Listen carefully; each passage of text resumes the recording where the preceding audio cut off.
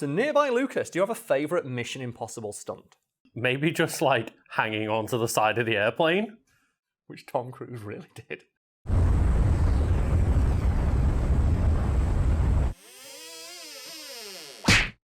So as we've covered in painfully extensive detail before, Tom Cruise is a crazy person. And whilst it'd be almost impossible to top some of the balls out insane things I've already mentioned on the channel, and Lucas, these happened before you joined the channel, so do you know about the Mission Impossible 2 eye stab?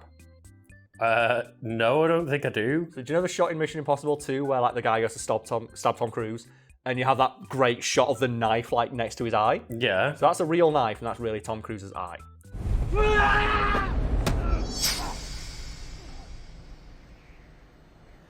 But the short version of that video is that when they were trying to figure out how to do that, Tom Cruise got really annoyed that the guy wasn't trying hard enough. Oh, fucking hell. And they had the knife like anchored to the floor with a cable that ran through the guy's jacket. And Tom Cruise was like, you need to try harder, you need to try. And he kept making them redo the scene because the guy wasn't trying hard enough to stab him in the eye. I don't think we can top that, but I feel compelled to mention the time that Tom Cruise literally beat his head against the floor for an entire day to get one of the more iconic shots of his career.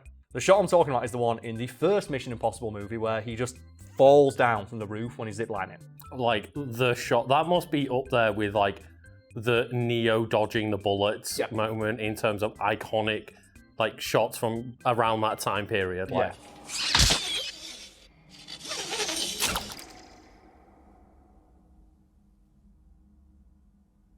There are things in Mission Impossible movies that are more insane, but just that shot is so good. Yeah, it's incredible, and it probably like lifted the entire series up by itself, just that one scene. Yeah, like I say, it's the trailer shot for that movie because it's so good and it's so iconic and it's just so visually interesting. Like, you know, the pure white room and then the setup of like you're not allowed to make any noise. Then you have like, what is it? The knife falls down at the end because of the soundproof, like BAM! And that's the thing is like, it's so hard for me to remember whether like moments are from Mission Impossible or from another thing because everyone ripped that fucking moment off. Yeah, because that moment was so good. And that shot, as you might imagine given the stuff we talked about in the intro, was accomplished for real without the use of camera trickery or stunt actors. Like that's actually Tom Cruise descending from the side, doing the world's first indoor halo jump. The problem is as we're about to talk about, it didn't exactly go to plan for the first couple of attempts.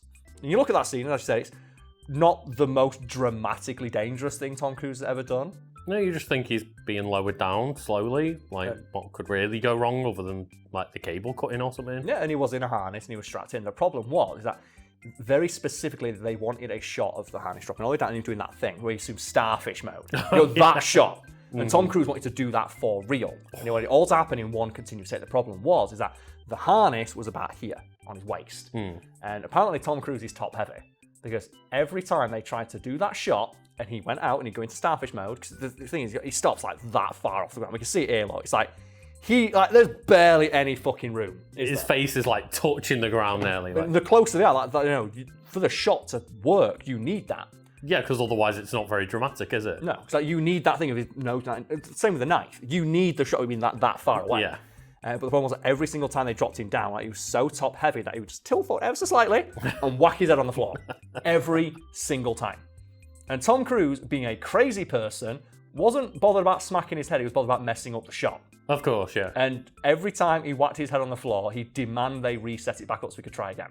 Because he wants to do it for real. So he wanted to do it properly, yeah. And realistically, they could probably just cut before he touches the ground. Yeah, they could, but he didn't want that because that's not the way he rolls apparently, and he said that I want to do it again. And eventually Brian De Palma took Cruise aside, look, we've got other stuff to film. We've got the rest of this scene to film. If we can't get this shot in the next time you do it, we're gonna have to cut it and move on and just figure it out in editing. Okay. And Tom Cruise okay, just give me a minute. And he decided to approach the scene as an equation that needed to be solved. And he realized that the reason he was tipping forward every time is that he apparently has a massive fuck-off head. So he needed to put some weight in his lower half. The problem is that the outfit he's wearing in that scene leaves very little to the imagination. Yeah. And if anyone wondering, well, couldn't they just move the harness? No, they couldn't move the harness because the costume was very specifically fitted to Tom Cruise.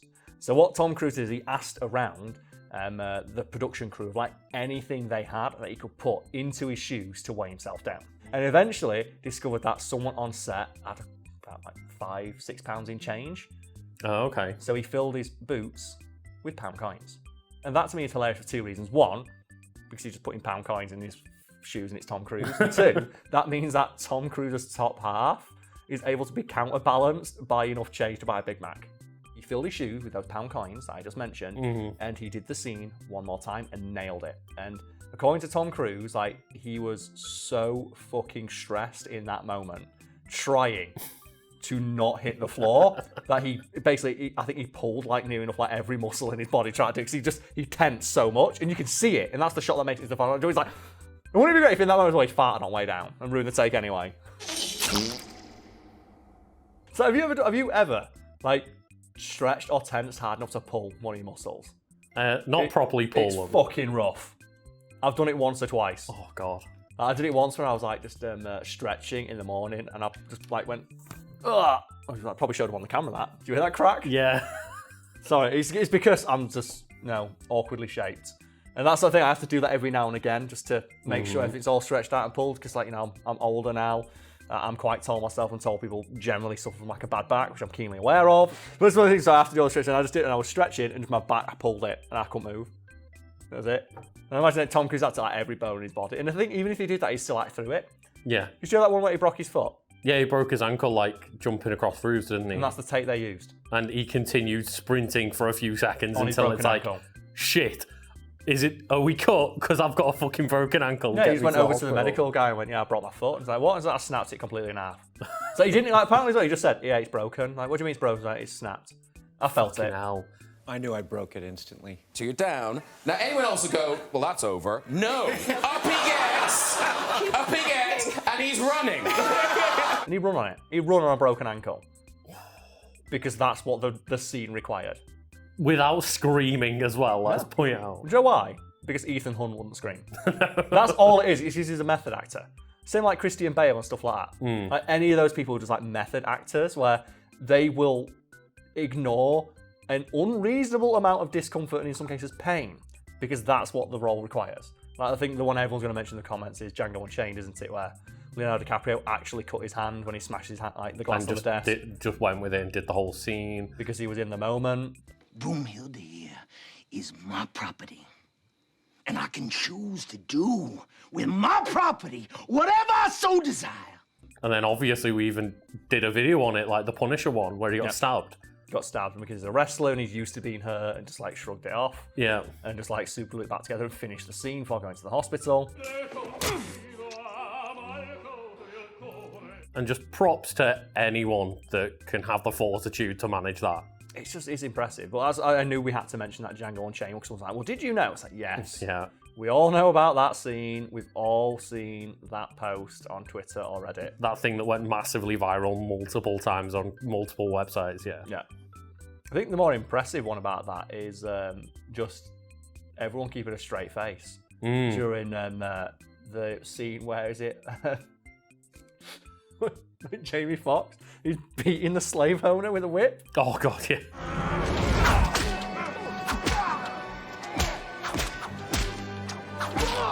And this is something I mentioned on the podcast, but I'll mention it here because it's one of those things where I heard it and went, if I had a time machine and a teleporter, I would go to this moment. You know, after like, stopping Hitler and all that stuff. Like, this one was I check out on my way there. Of a friend of mine said they were in a predominantly black neighborhood and watched that film. And the moment where just Django starts beating the slave owner with a whip, the entire audience lost it so hard that people went up and asked them to rewind it so they could watch it again. And that's like, I will never have that experience. No. Ever. Because that shared catharsis, I imagine every black person watching that in that moment felt for watching that character get their fucking ass beat. I really miss that era of stunts. Like, I watched Point Break a couple of months ago with my girlfriend, and just like when they all jump out the plane, and you can clearly tell, like, it's not Keanu Reeves, but it's a real person falling out of the plane, and they're the really stunt doing. people are doing it, yeah. Yeah, and they're filming them in real life. And then you go watch like the Point Break reboot, where they apparently did do all that stuff for real, but it doesn't look as real. If you know what I mean? Right. I've not seen the remake, but yeah, fair. That's why instead of jumping out of a plane and just like skydiving, that's for pussies. Is that they do like the bodysuit thing, the wing gliding thing instead? Yeah. Extreme, yeah. And one of the films that I like to use to showcase stuff like that is the film True Lies. And have you seen True Lies, Lucas? No. Okay, so True Lies is a film in which Arnold Schwarzenegger plays a secret agent.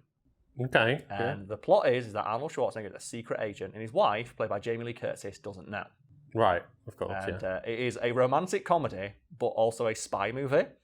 Right. And one of my favourite things about the film is they have a plot about terrorists that they ignore for 40 minutes while they have this romantic comedy bit in the middle. And you almost forget that terrorists are trying to kill Arnold Schwarzenegger. Because it's just him and Jamie Lee Curtis bumbling around. They have a great moment where like Jamie Lee Curtis has to pretend to be a stripper. Okay. And like, it's one of the things because I was watching it with my girlfriend, and she wasn't too familiar with Jamie Lee Curtis, like early work. Right, yeah. And she only knew it was like, older Jamie Lee Curtis, like the Halloween reboots and stuff like that. And just the moment where she was just like, damn, Jamie Lee Curtis, what are you doing? And the other moment where she eats shit because she falls over. Oh, okay. And the other moment where Arnold Schwarzenegger tries to get up and help her because that wasn't in the script. And after that scene is, they just, terrorists attack Arnold Schwarzenegger and he chases them on a horse. Sorry. And my girlfriend was watching this with me. She's like, this is ridiculous. And you've not even seen the bit with the jet yet. She's like, what do you mean the bit with the jet?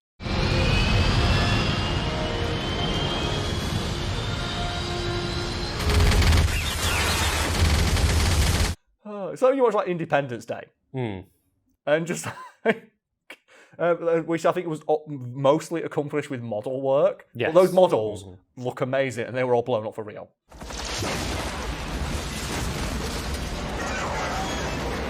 I just missed the era of blowing up models. It was great.